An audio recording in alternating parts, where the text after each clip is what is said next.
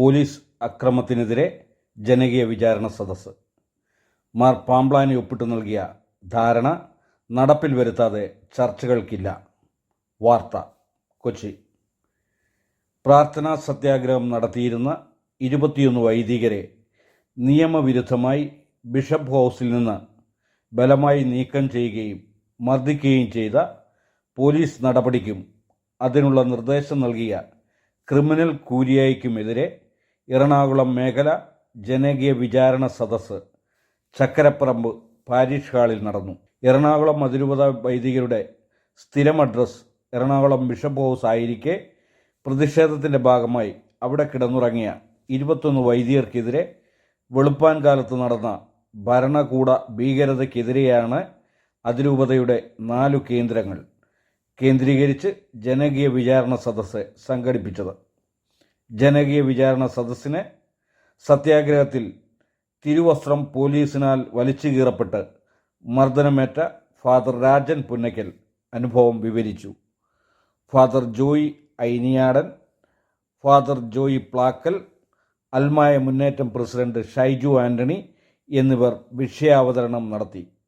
Bobby John, Father Paul Chittinappilly, women welfare അതിരൂപത president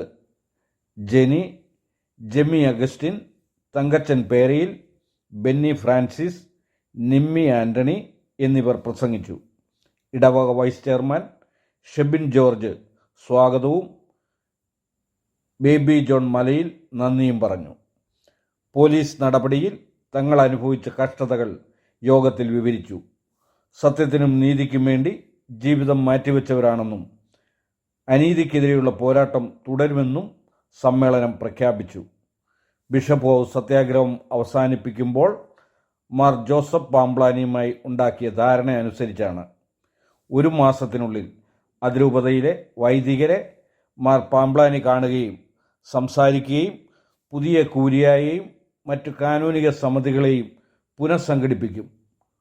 ഇപ്പോൾ വൈദികർ നേടുന്ന ശിക്ഷാ നടപടി വിഷയങ്ങളിൽ പഠിച്ചതിന് ശേഷം മാത്രമേ തുടർ നടപടികൾ സ്വീകരിക്കൂ എന്നും അതിമെത്രാസനം മന്ദിരം പോലീസ് വിമുക്തമാക്കുകയും അരമനയുടെ ഗേറ്റ് എല്ലാവർക്കും വേണ്ടി തുറന്നിടുകയും ചെയ്യേണ്ടതുമാണ്.